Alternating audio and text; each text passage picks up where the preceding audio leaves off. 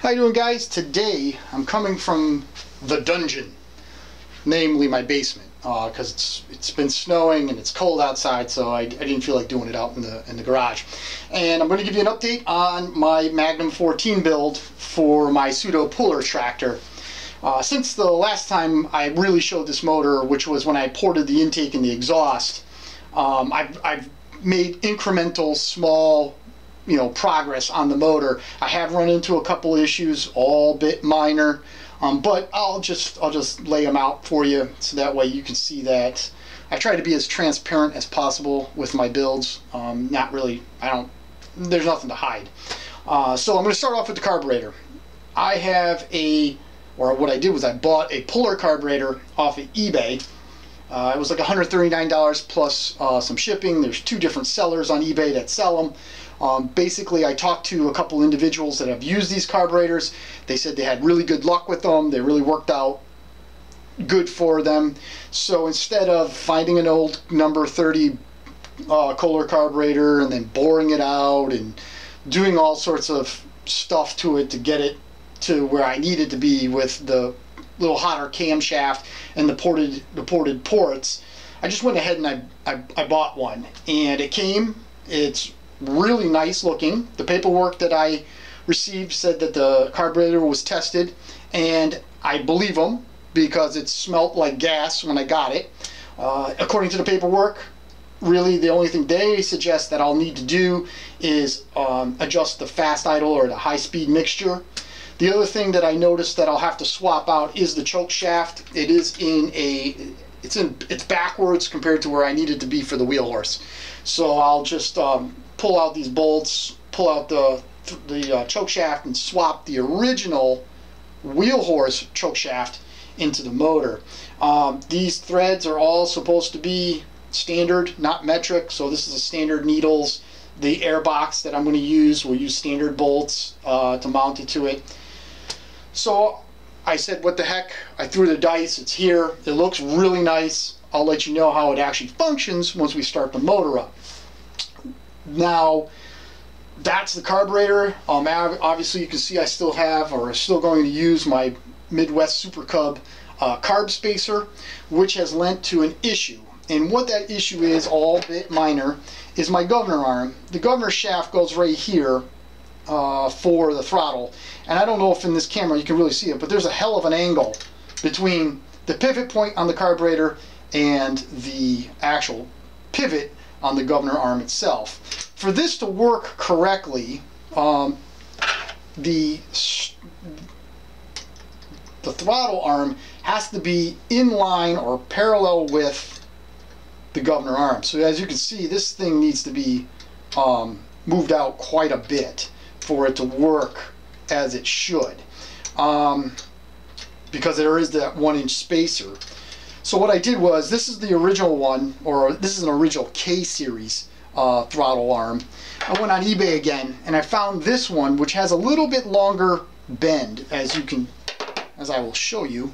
It has a longer arm going towards the governor arm itself, and I thought that would work out, and it will a little bit, not really. And the reason for that is the governor arm still needs to be brought out quite a bit in order for it to function properly, because this pivot has to be in line or fairly close in line with the ball. So what I'm going to do is I'm probably going to just cut this governor arm and just extend it, so that way this bolts correctly to the governor shaft, but the actual arm will just come over probably about 1 inch, the same amount as this. So this will be in line with that.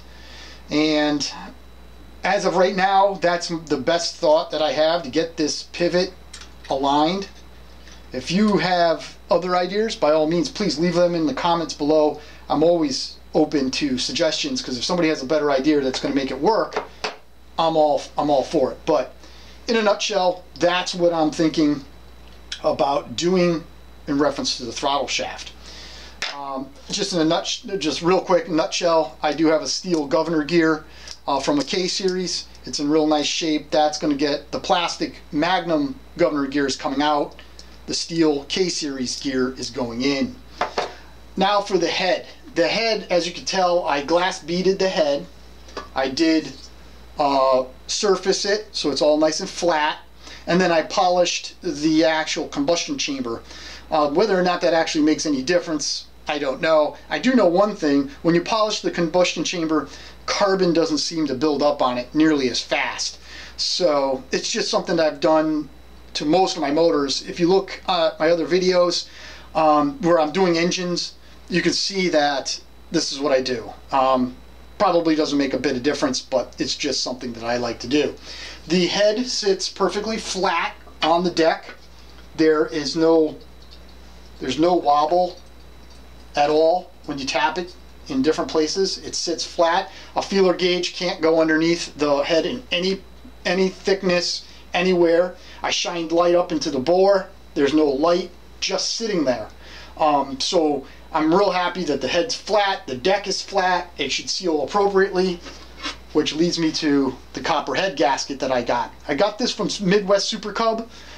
They happen to be the most economically priced for these, so running a copper head gasket shouldn't be an issue, because everything from what I can tell is perfectly flat on the deck, or the deck and the head. So that's a plus. You can I'm hoping you can see in the shot, the intake and the exhaust valve are in.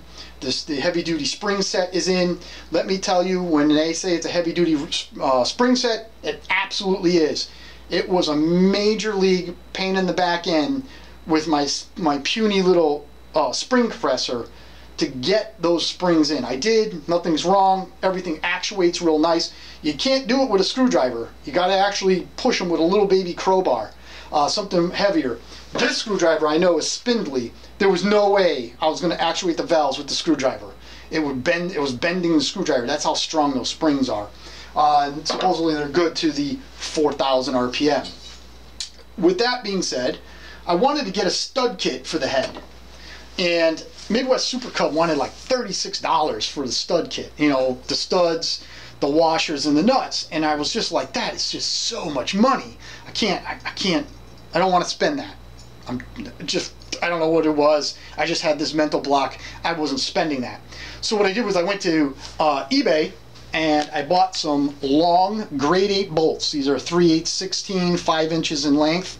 I measured that I need about 2.5, just shy of 2.5 inches for the studs.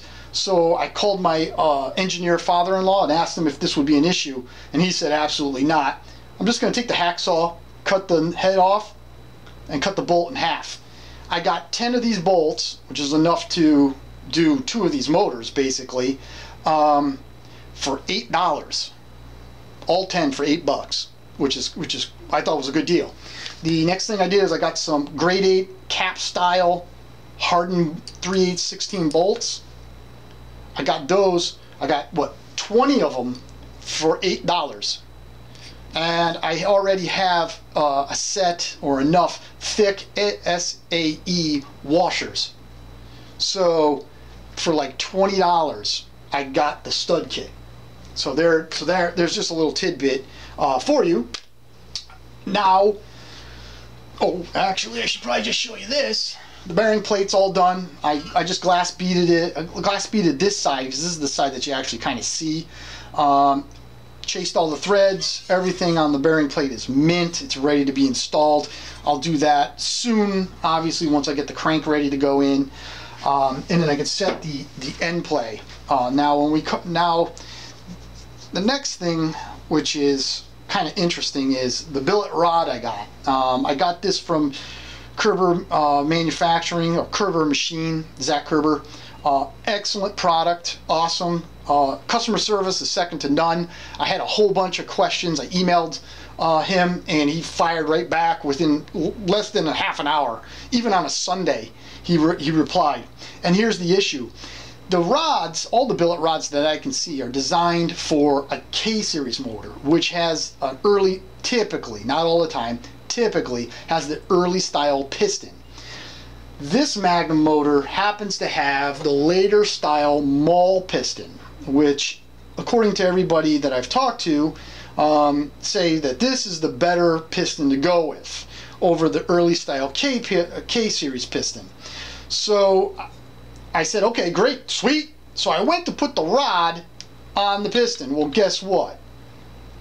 I knew this, but didn't think of it at the time. The early style piston bosses are there's more space. So this rod won't work with the Maul piston. So in discussion, because there's absolutely no play in there, and there has to be some. The wrist pin fits perfectly. Everything fits perfectly. It's just that there's not enough clearance between this and this. So after talking to a couple people and talking to Zach himself, what I'm going to do with everybody's blessing, I'm just going to bring this to my buddy's machine shop, and I'm just going to face off both sides of the rod just a hair. Now the original rod, which is right here, it's 1 inch in thickness right at this point. In talking with Zach, he said I could actually machine this down to 1 inch. I believe this is 1 3/8. If I'm correct, it's 1 3/8. He said I could actually machine this down to 1 inch, and there should be no issues whatsoever. I'm not going to machine it that much. I'm probably going to just machine a 1/16 of an inch off of either side of the rod. Just give me a little bit more clearance, so that way with the little bit of crankshaft end play and a little bit of piston movement, there'll be just enough room, just enough clearance once everything heats up, that this rod will function correctly in the motor with the heavier duty Maul piston. So just a little tidbit, nothing particularly bad about it. It's just that, I'm going to have to just take it to my buddy's machine shop and machine it down. I'm just going to have to kind of clip this and make it a little bit larger. So as of right now, everything with the motor is going really good. As I've shown before, the bore is honed, the crankshaft is completely clean and ready to go. I just need to spray it down with some brake cleaner one more time, make sure everything's squeaky clean. Machine that rod, put the piston on. I already have the ring set. I've already dropped the piston into the bore just to check it, and it's perfect. The clearances are perfect. Everything should be within factory specs. So I'm really excited about this. This thing is coming out pretty nice. It's definitely a little bit tighter. Well, I don't want to say tighter, but it's going to be a little bit more built, so to speak, than the Magnum 10 that I just finished last year. Whew, man, that was a lot of BS that I just threw at you. Again, questions, concerns, comments, suggestions, please, by all means, leave a comment below, email me. I'm always open to suggestions because, I don't know everything. I know a little bit about some things, but if you have any suggestions, comments, if you haven't subscribed, please subscribe so you can see the finish of the build of this motor being put together and ultimately run. The tractor's coming along a little bit, and that's about it. Alright guys, thank you so much for watching. I appreciate all your support, I appreciate your comments, and I will catch you in the next video. Later guys, thank you, bye.